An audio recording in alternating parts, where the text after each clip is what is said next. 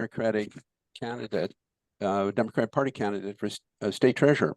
And I explained our concerns. I've been trying to reach him, tried to reach his campaign manager. We sent emails to him repeatedly, and I finally got through to his cell phone. So that was him, and he says he's interested in getting back to us sometime next week and setting up a Zoom call some evening where we can get together. And so this is great news because we've been trying to, we've been playing, well, what, in professional wrestling lingo, we've been playing tag team with him without a team. And it's great to finally actually talk to him. So I'm delighted. So one of the things I can say to you all is that if he does what he says he's going to do, he was on the road, so couldn't talk with me very long. But he said when he got back to Charlotte, he would be back in touch and propose a time next week when we could meet on Zoom. I will book that and I will let everybody know, including you all. So I'm sorry that I had to start it this way, but Hey, that's a good way to start, Don. Yeah, so he sounded real excited and enthusiastic. I explained some of our concerns about the North Carolina Pension Fund, about unprofitable fossil fuels, and so forth. So I think he's receptive, and Good. I think he wants our support. And not to speak of endorsement, let's leave that on the shelf for a moment. So anyway, hi everybody, and and thanks for coming. Thanks for taking your precious evening time, prime dinner time, actually. As my partner keeps reminding me, she says, well, you're always on at 6 in the evening. What's going on with you?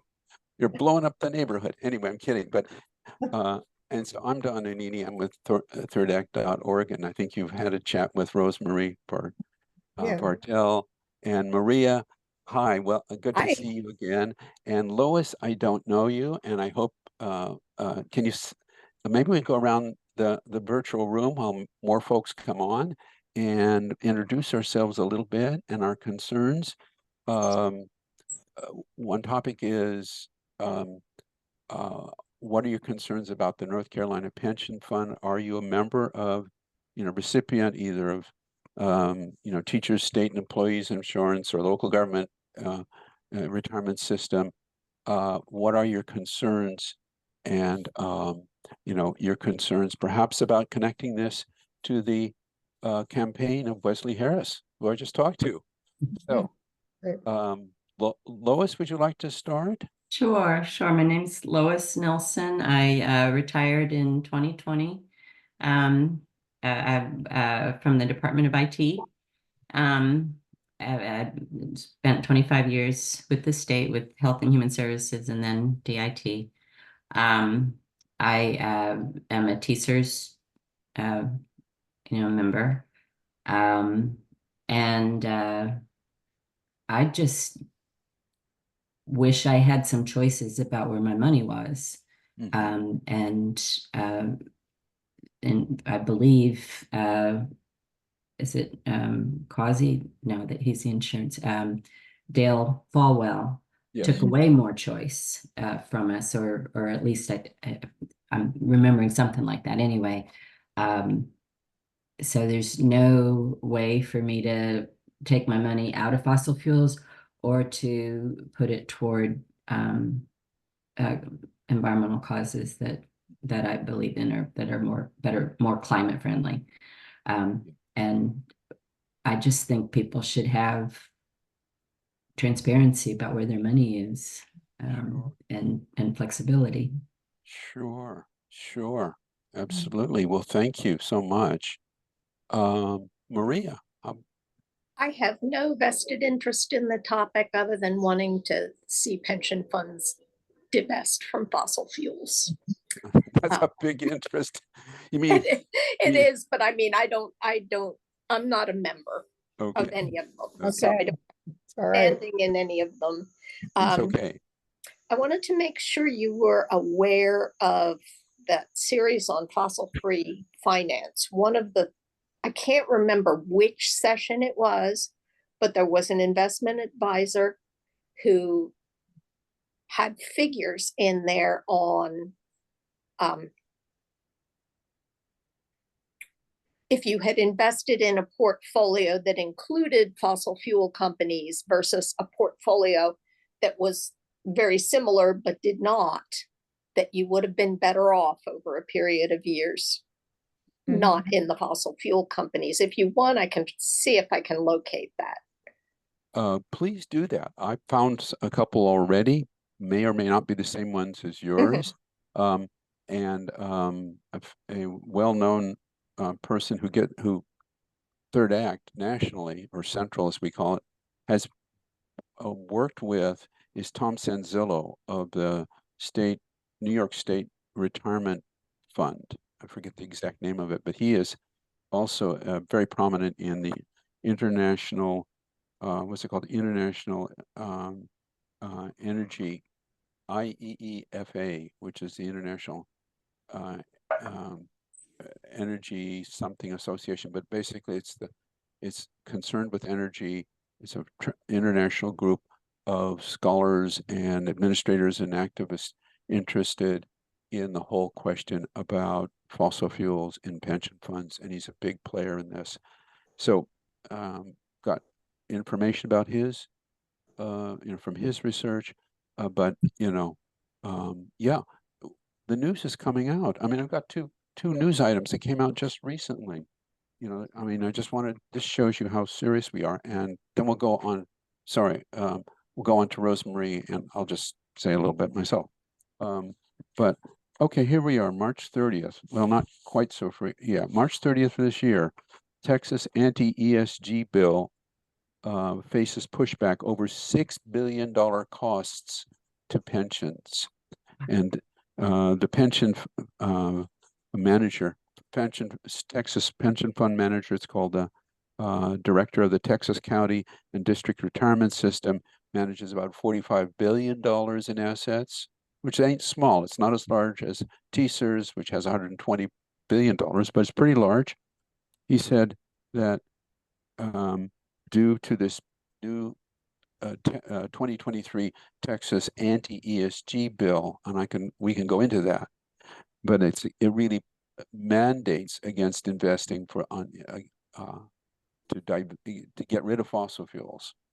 And she said, if we have to adjust our asset allocation by getting rid of these by including fossil fuels, we estimated it could cost us over $6 billion in the next 10 years. So that's from Texas. From Kansas, we've got an example of this anti-ESG bill that they passed could cut pensions returns by $3.6 billion, right? So this was also in March of 2023.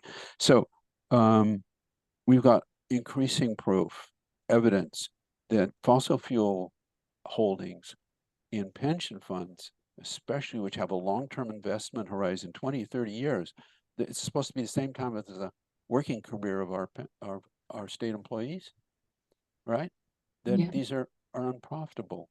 They're relatively less profitable. They're either absolutely unprofitable, some are, but even a bundle of the biggest, right, like ExxonMobil, you keep these over 20 to 30 years, you do less well in those fossil fuels than if you take them out of your stock portfolio and have it completely free of fossil fuels.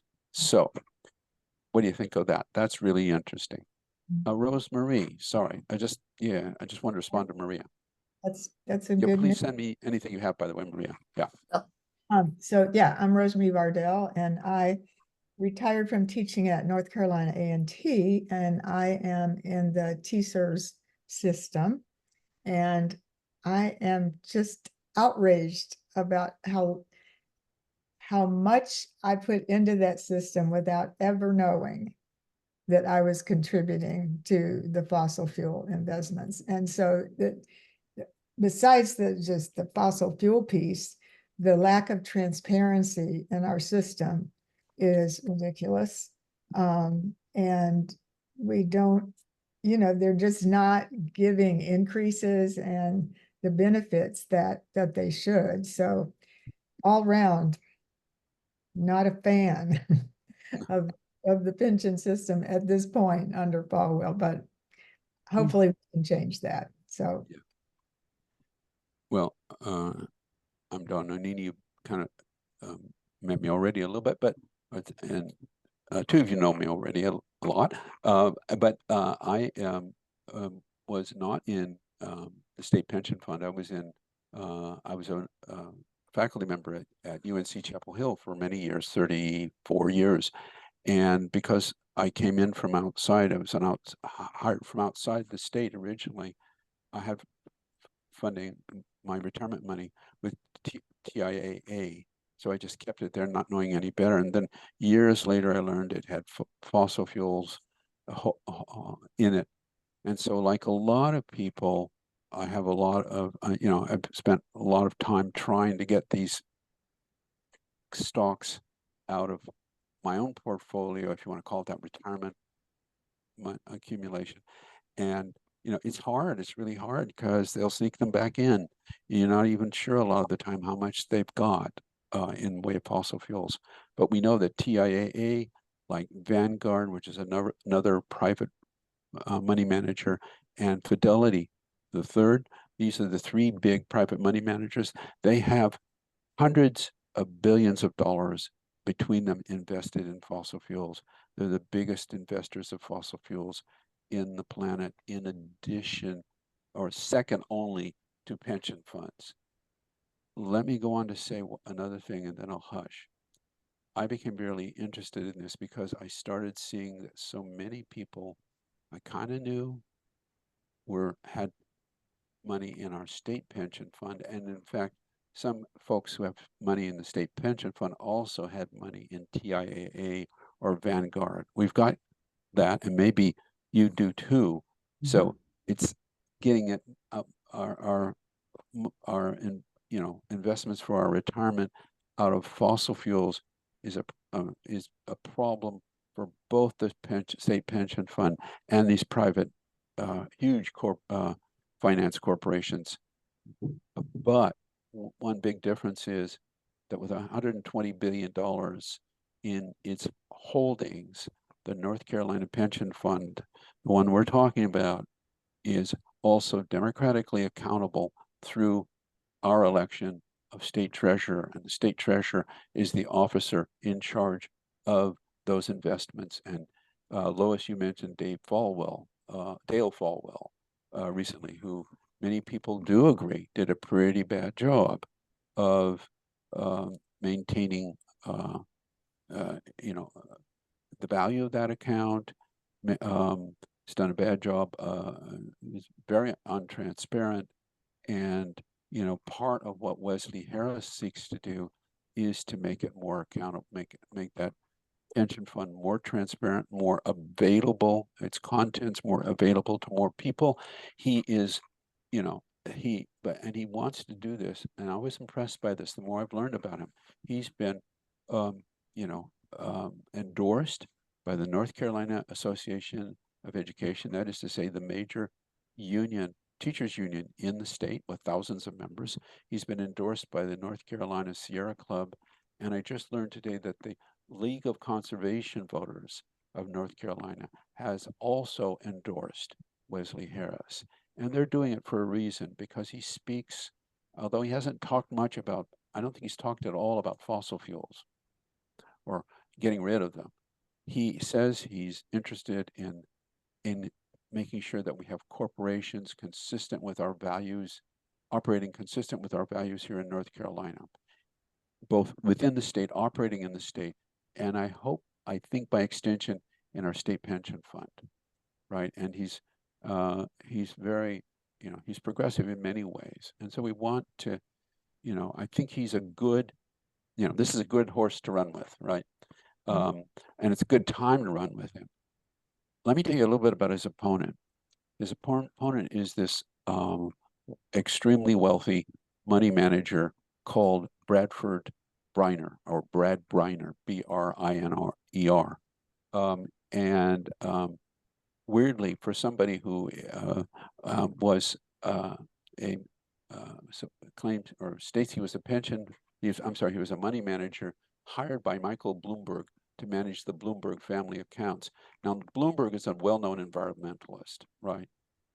everybody's heard the word Michael Bloomberg and, everything about, his concerns with the environment. But Bradley Briner says that, and this is a direct phrase, he says that the lemming-like behavior, almost got a direct quote, the lemming-like behavior of these environmentalists has pushed our state investments in the pension fund towards unprofitable returns, right? And he's got the nerve to say that, even though, one, he's worked for Bloomberg and probably knows better. And secondly, it's a direct misrepresentation of what he should know anyway. And so Briner, with this idea that the anti-ESG bill that North Carolina has, it's called H750, if you want to look it up. I've got a copy of it, happy to send it to you. Is wonderful. It's the greatest thing since sliced bread, apparently, as far as he's concerned. So on one hand, we've got this plutocrat, would be blunt about it. He's independently wealthy. He just loaned his own committee $1 million of his own money. It's on record. And he's therefore in a position to outspend Wesley Harris by a considerable amount. We know how important that is, right? And he thinks that, environmentalists don't know what we're talking about. We don't have any understanding of the economy. We're all dummies, and we're all part of this woke capitalist plot against the righteous energy industry. On one hand, on the other hand, we have Wesley Harris, who runs around the state. He was in a car when he called, because he's on tour apparently of every county in North Carolina. We only have 100 of them, right? So he has been running his tush off, excuse my language, but he's been running his tail off since this campaign began. And it could be it could be a tight race.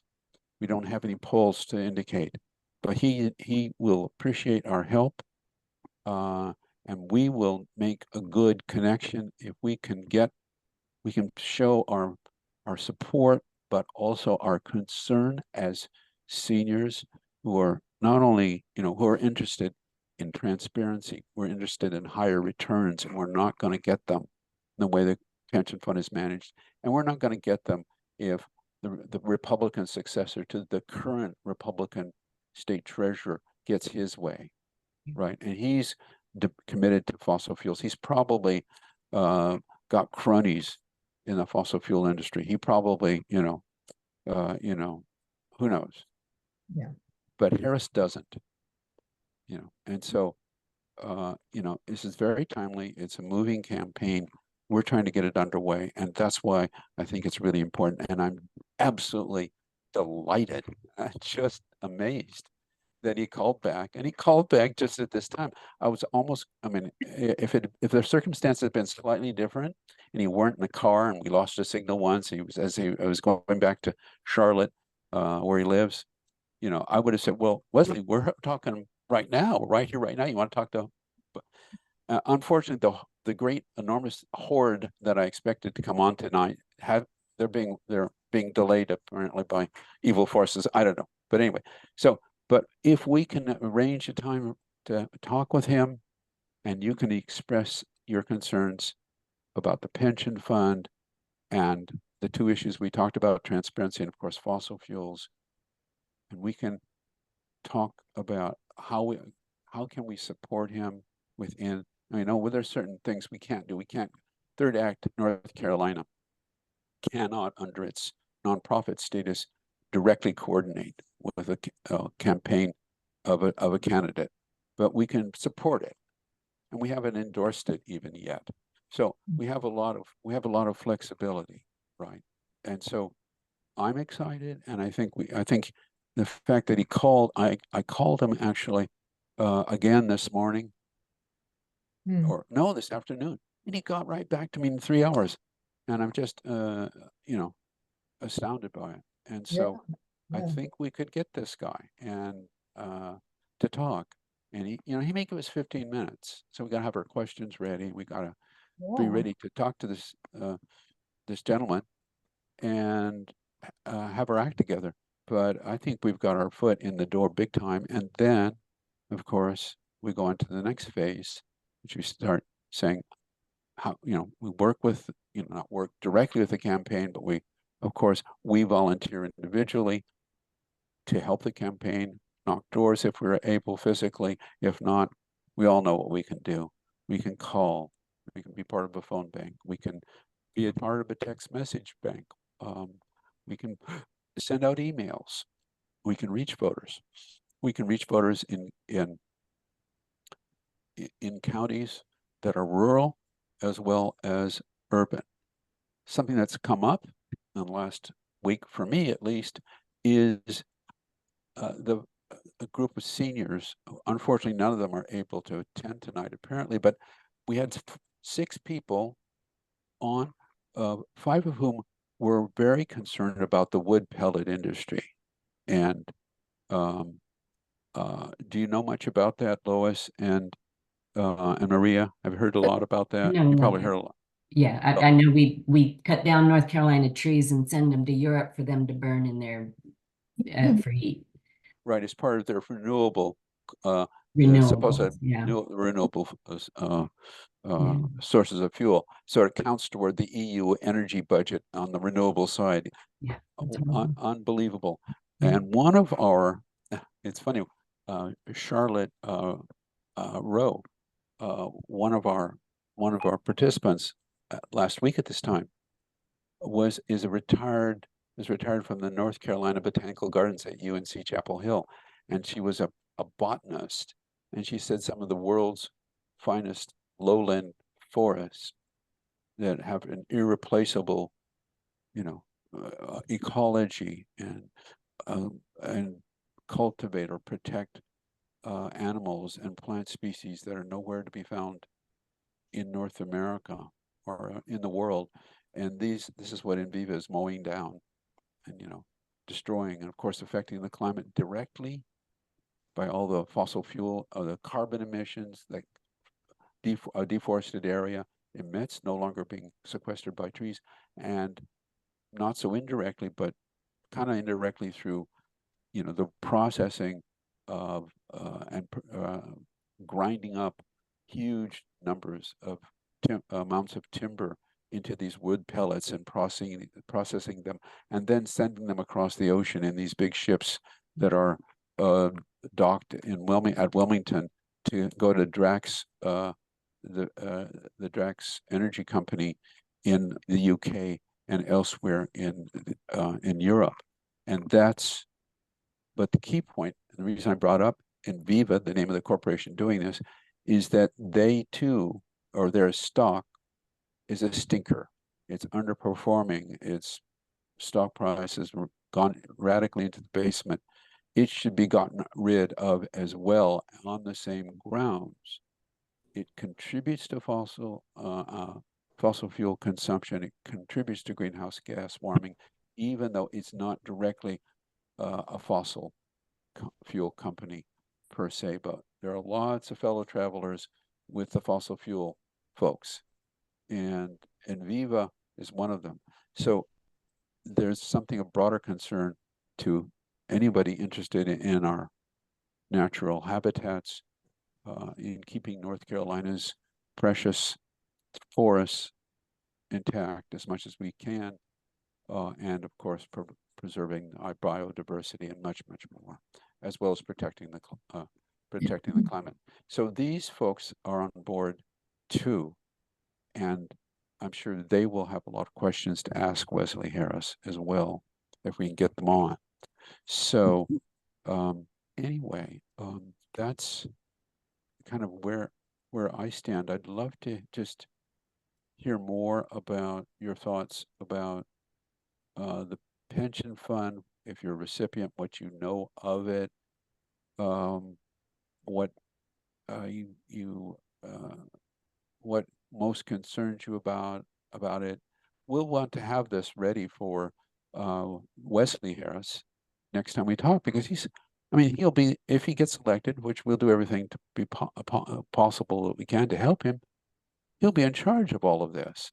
He'll not only be in charge of the state pension fund, but also the state health plan, which is facing real financial difficulties. And one of the reasons it's facing financial difficulties is that the North Carolina General Assembly, a Republican MAGA-dominated state assembly at this point, with an unbreakable, unveto-broke, you can override a veto. Currently, it has a supermajority that they won't fund it adequately. Now, there are lots of problems with state health plan and medical insurance. It's highly privatized, though it says it's state health plan. Lots of hidden costs, not a wonderful model, but it's of concern to a lot of seniors for obvious reasons too. So I think we can have a really wonderful dialogue with them, but are there questions or concerns that haven't come up yet? Or what do you think we need as next steps? Lois? So Don, are there any states who are models in terms of transparency for their pensions or ESG? Yeah, I imagine the same pension funds that have divested or are in the active process of divesting billions of dollars from fossil fuels would be California and New York. And the reason I think they would be transparent is because I think they're doing so due to citizen pressure, pressure by the residents of New York State, New York City, the state employees of California. And one reason, by the way, I feel pretty strongly about this that I haven't mentioned is that my mother, who worked for 40 years for the state of state of California, and was a CalPERS recipient. That's the big one, California Public Employees Retirement System, CalPERS. Every month she got a check, right? But as a sensitive voter interested in conservation, I'm sure she had a lot of reservations about that. And I could go into that, but key point is I think I got my interest when I think about it. Thank you, because I'm making connections I wasn't even conscious of till now. She worked for the State Department of Water Resources mostly with male hydraulic engineers, and who thought that they knew everything about water and everything about conservation, but what they knew about was how to pump it and how to build lots of aqueducts and lots of piping to get it from Northern California, where we lived in Sacramento, all the way to Southern California and big ag there. That's what, but she didn't, I mean, she was working against a system to improve it. And she worked valiantly coming up from a working class job in those. If anybody here remembers what a steno pool was? Have you even heard the term? Good. It shows us that we're members of something like the same generation. She started out as a secretary and worked herself, was able through her efforts and her contributions to work herself pretty high up in the State Department of Water Resources. Interesting story, was right there for the state water plan as it developed in the 1960s and 1970s. But I'm telling it because she also was a recipient of CalPERS in her retirement years. And I know it was a great, it was she benefited from it. She didn't have any criticisms of it. And even then was probably relatively well run.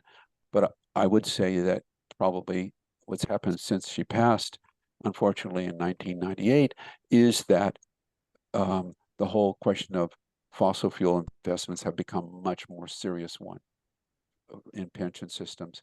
And so California teachers, California labor union members, everybody who has been also a state employee, probably local government employee in California, has become increasingly more aware of fossil fuels. And there was a campaign, has been an active campaign for many, many years, that is now successful, that got fossil fuels moving out, a divestment of fossil fuels from CalPERS.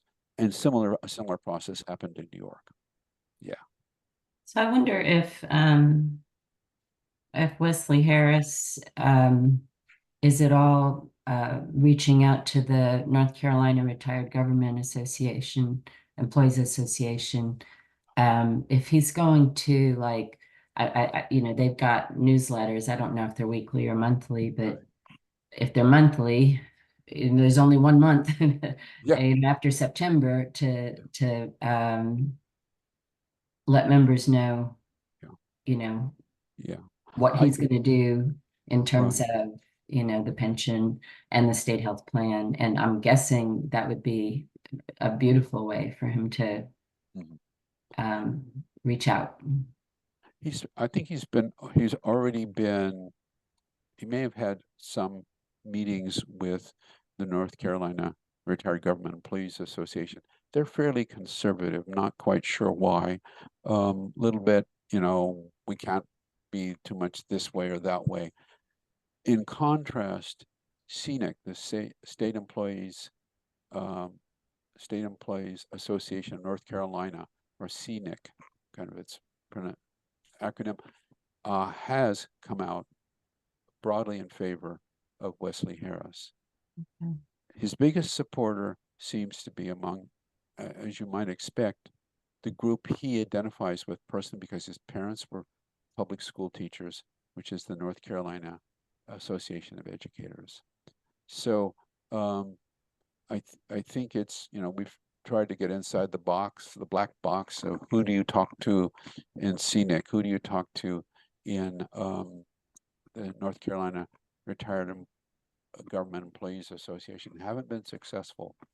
NCANT hasn't, what I'm talking about, North Carolina Association of Educators, NCAE, has endorsed him, and I'm sure we can, you know, one of the things we'll learn is how to make contacts with those union members. And one of the things we could do is, you know, he might say, well, just get in touch with the NCAE and work with them. Here's the telephone number. You talk to so-and-so.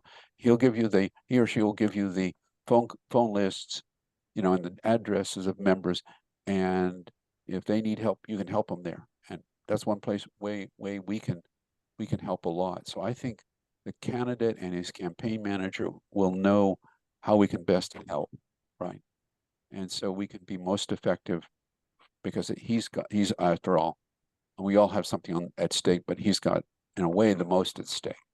So, and I think it could be a tight race. I think I saw that he and Briner were going to be at the association meeting conference coming up in a couple weeks or something. Oh, really? The North Carolina Government Retired Government Employees Association. Well, I'm a member. If anybody else is a member, maybe we should go and crash the party. Certainly good. Unfortunately, the party's in Charlotte, but yeah. Well, yeah. I'll talk a little bit more about it here, but yeah, well, it's, we still might find, you know, we got folks in Charlotte. Oh, sure, that's might true. Be interested in paying them a little visit. Yeah, and some people can travel.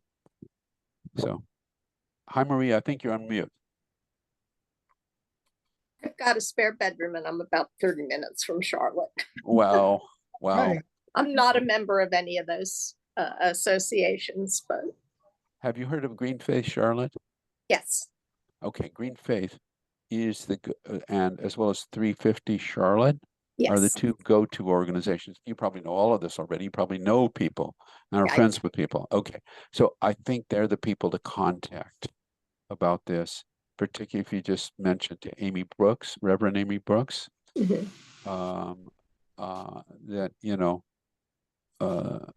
she may or may not be aware of this. She's probably pretty hip for a reverend, and a lot of reverends are very hip. But what I'm trying to say is she probably knows it. She may know about this already, or maybe she doesn't know about it.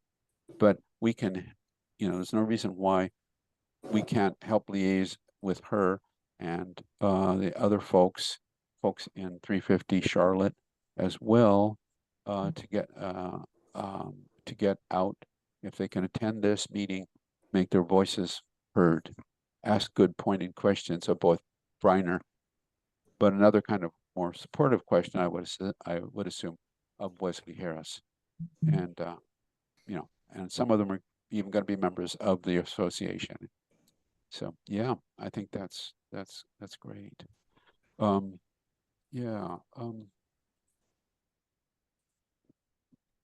I'm wondering, Lois, if you are in contact with other folks who were in the or are in the TSER system.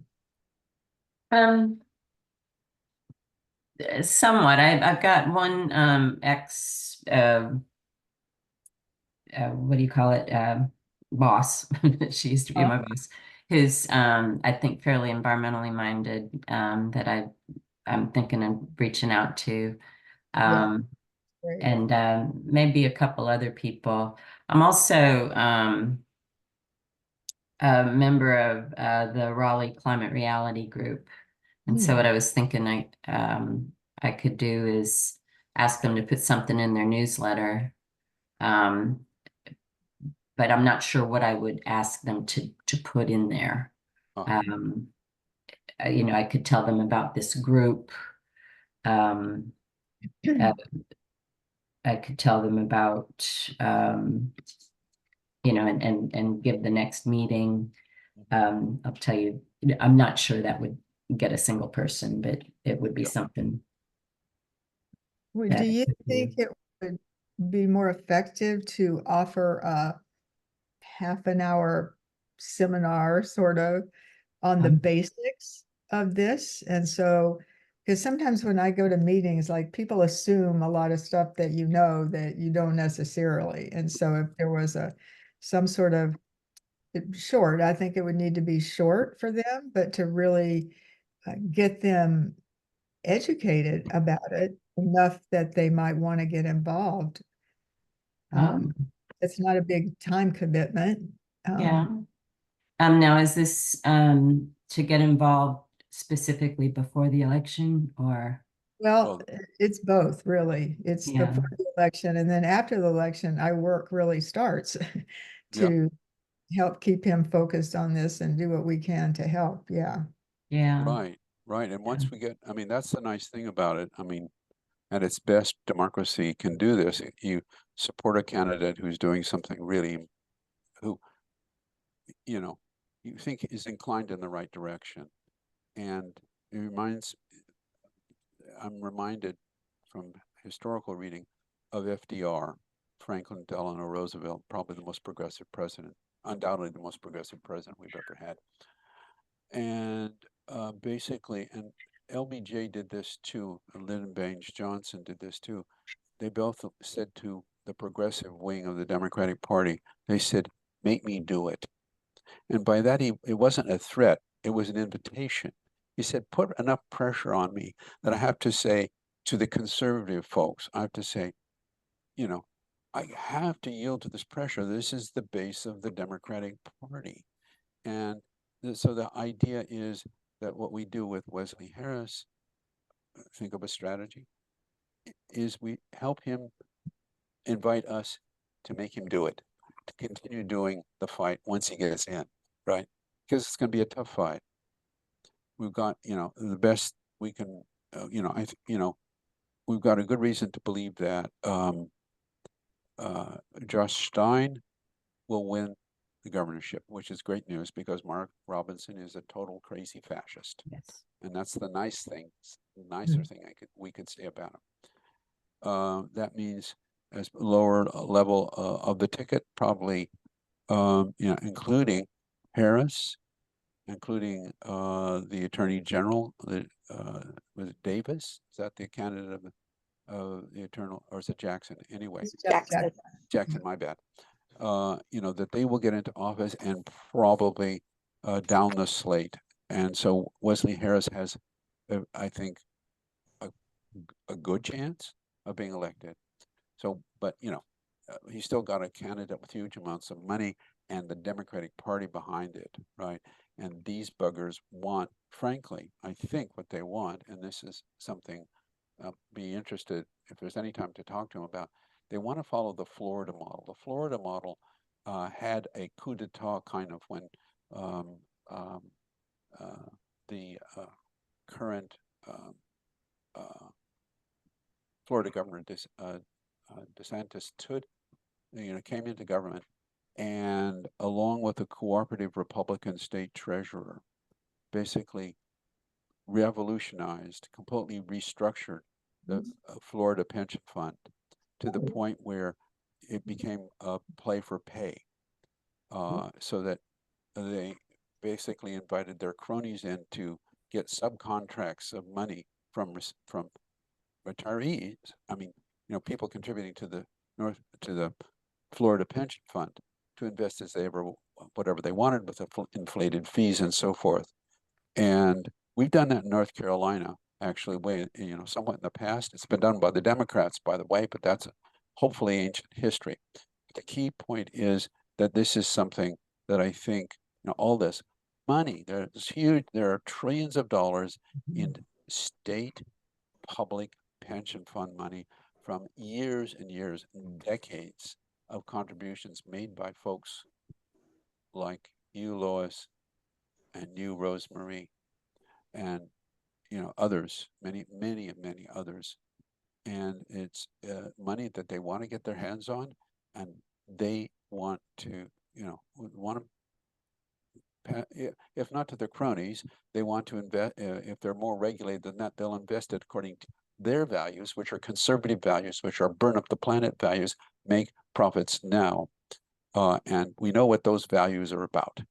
And so the Florida plan, if you could call it that, has so discouraged people like our third act folks of third act Florida, that they don't know what to do.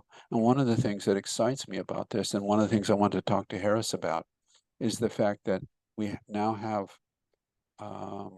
between 10 and 12, depending upon how you count them, states, almost all of them in either the South or the Midwest, that have these anti-ESG bills that are the battering ram for the Republicans to get their hands on these pension funds, access to these pension funds, and to transform them so that they become dirtier, so that they become less environmentally sensitive, so they're not interested in whether a corporation has equal promotion for women as it does for men. They're not concerned about whether it ruins the environment, whether it's racist or not. It's all it is about money to their friends and their Republican associates. And so there's a lot at stake. And what we could say to Harris is that one reason for initiating this campaign and keeping it going is because we've got lots of evidence that you can, that the argument for fiduciary responsibility is overriding. That is to say that fossil fuel stocks are relatively unprofitable, and over the short to medium term, let's say 10 years, and they're definitely unprofitable under the longer term because they're going to be stranded assets, right? And they're going to go to zero, or not to zero, but they're going to go way down in value as company after company feels pressure internally but externally especially, to reduce fossil fuel consumption and turn toward renewables.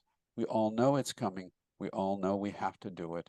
And it's starting to be encoded. It's starting to appear. This concern about fossil fuel consumption is appearing in hundreds of legal challenges of the fossil fuel industry, of of plastics, the plastics industry, and related industries. It's appearing in new the fact that the SEC, Securities and Exchange Commission, that regulates investments in the United States, is trying to get through a new rule, which, and hopefully will, especially if Kamala is elected, which will require any company to state whether or not investing in its stock makes it at risk of a climate risk, of climate change risk. And that's something that the industry, the finance industry, and of course the fossil fuel industry, is fighting like cats and dogs. But I think it'll go through eventually.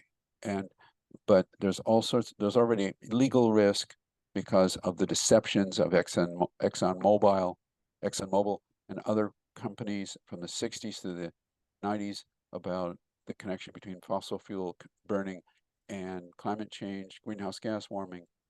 And they deceived the public, as Bill uh, uh, uh, McKibben has pointed out, and numerous other people have pointed out for 2 decades, and that's the that's a lie to their shareholders, and it's a lie to the public because of the costs and personal and other risks to the public that this kind of deception entailed. And so they are in hot water. And, in addition to everything else, the legal challenges are numerous. And so, this is a dying industry. It's going to be around for a while, partly because some fossil fuels are still pretty irreplaceable, but we're going to have to narrow it down to the absolutely irreplaceable segments of our society, and the rest has to be renewables. So anyway, the key point is that if we can keep Wesley, one thing we can tell that Wesley is that is he aware that there are all these states that are fighting where the Republican Party especially is militantly resisting divesting from fossil fuels and pension funds. And if we can win in North Carolina by using this fiduciary responsibility or exception to get rid of fossil fuels, they can get rid of it in 10 other states, because all you need will be a change in the state treasurer or the management committee. And that's usually that's the name of the SEC proposed rule, fiduciary responsibility. No, that's part of law. That's Okay. there's a law that was passed at the federal level whose abbreviation is ERISA, ERISA. Unfortunately, I'm blanking as to how you spell it out. But the key point is that it's a model law, the federal level, that states have adopted, and it's pretty basic, that in the case of any investment made by a public authority, it has to be in the financial or interests of the recipients. In other words, pension recipients, in this case. And that means whether or not you like fossil fuels, the best case we can make right now with all these anti-ESG laws like North Carolina's and 12 other states or so, is to say, it doesn't matter whether we have environmental values or not right now. They're not profitable, and they're not profitable because for a variety of reasons, but it mostly has to do with increased climate change risk.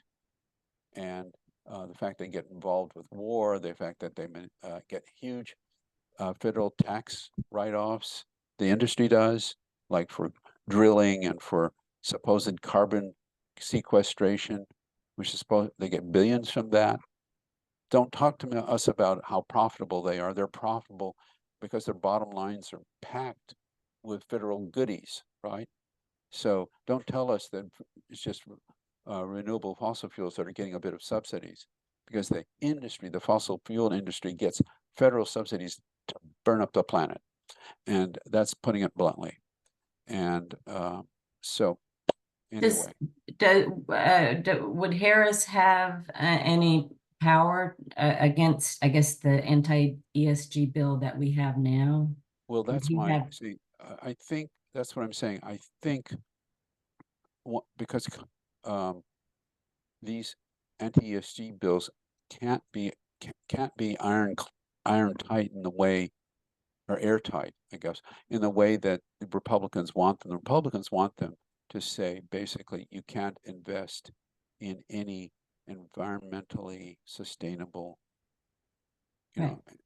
stocks. Right. But they have to say, they can say, you can't invest in terms of environmental or social values because that's not rigorous enough. But they always have to include what is called the fiduciary or financial responsibility requirement that is built into these governing laws, which say that you have to invest in the interest of shareholders or recipients.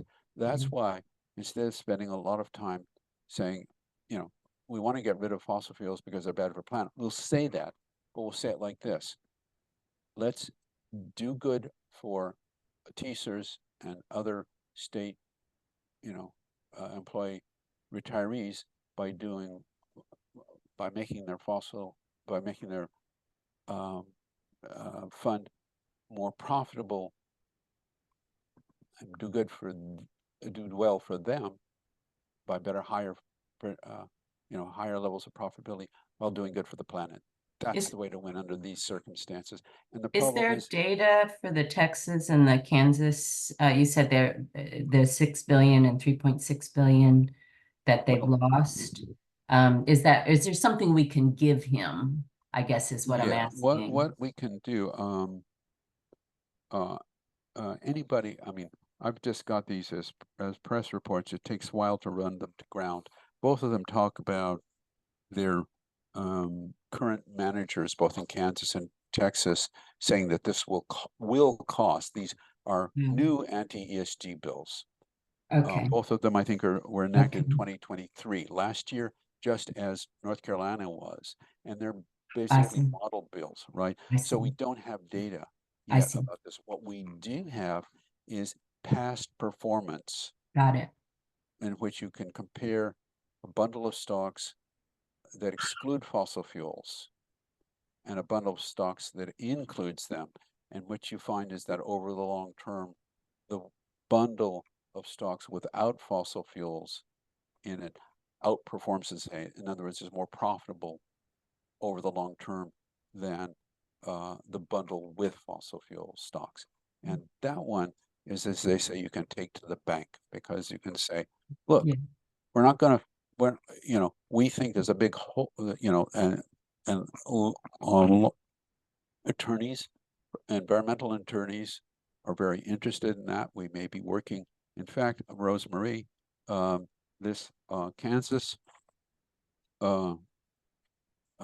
case has Democracy Forward, which is the same legal firm that's approached us to do an amicus brief, that is to say, a supporting statement for their case to prevent the Kansas legislature from imposing this anti-ESG bill on the state pension fund.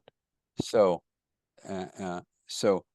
there's a lot of legal movement in this direction, and it's the fiduciary responsibility claim that we can get mileage on, which is interesting because notice that non-fossil fuels are not the same as renewable energy fuels. And it's really difficult at this point to make the argument, which we haven't been making, that green energy is more profitable than to invest in than fossil fuels. That's coming, but we're not there yet. And we're not there yet because there are all sorts of obstacles, despite what Bill McKibben says, there are all sorts of obstacles to investing profitably in the green economy. Partly has to do with battery storage. It has to do with peaking, what's called peak hours, when you have to have enough energy. And so the fossil fuel advocates say, well, you'll never have the peak energy available available when it's most needed at 3 or 4 in the afternoon in the middle of Texas or in the middle of North Carolina on the hottest day of summer or the coldest day of winter, and only fossil fuels can do this. So there are lots of technical problems and financing problems, which I've also looked into. So I would, I don't go there. I don't think I believe they will be eventually profitable for Wall Street because they turn everything they can into their own brand of ultra processed soft drink, lemonade-y kind of stuff. But it's going to take a while. So it's not a complete win, but personally, I think we need another strategy between you and me and the wall. This is not approved by Bill McKibben. So this is just between the 4 of us. But frankly, I think we need a national renewable energy corporation that will be subsidized till we get it completely competitive with the fossil fuel industry, and that we keep it. make it more profitable, and we use it against the fossil fuel industry. We use it in every way possible, and that's called public ownership. But that's me. A lot of people don't like that. Some people call it socialism. I don't have a problem with that, but you know, gets up, rankle. You know, it's a hard battle. But that's where I think renewable energy will have to go. Personal opinion, offline. Didn't hear it here, even though it's recorded. But anyway, I can't win them all. So, but I do think, you know, let's not refuse to get the 2/3 of the cake we really need, because we can't get it all. Let's not be too greedy. I don't like that, but I think that that's the Southern strategy for divesting from the pension funds right now. It's not the best, but it's what we got, and I think we ought to use it. So anyway, well, everybody, thank you so much. Lois, do we have your contact information? Do you want to put your sure, I'll put it in the chat. Yeah. And if you're whatever you're interested in, let's be in touch. But definitely, I hope you'll all join me. We'll set it for. Well, this is going to have to depend upon Wesley Harris, because he's the big draw. Right. Let's set it for this time. We'll plan as our default. Oh, good. Our default will be next Wednesday at 6 p.m. But unfortunately, the candidate is very busy, and we need what we can get of his time. So if he says it has to be 4 p.m. on Thursday or something like that, we'll work with him and try to get as many people as possible. And that's why, I think that this is the way to do it. And we'll tell them, we'll say Wednesday's already available. If you happen to be free at 6, love to have you for at least a few minutes to talk to our audience. I mean, to our members and friends. But if not, what time would be best for you? And so I think we'll just have to do it that way. I mean, he's.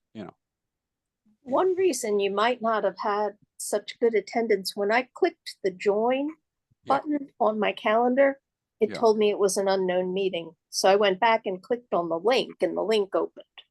Oh. But the join button didn't work. So you may have had some frustrated people. Oh dear, I hope that wasn't. I hope and there was another Zoom from Third Act that I was on this morning that also had a problem. So I don't know if Zoom is having an issue or what, but. Yeah. Do you know anything, Rosemarie, do you know anything about that? I do not, but. It was Divya's meeting, and I don't know what she did about it, but. Okay. It was nice seeing you guys. Lois, I hope to see you next week whenever we can meet. Yeah. Okay, thanks. Sure. Bye. Bye. Yeah. So anyway, that's kind of disconcerting, but we need to know what did in fact occur.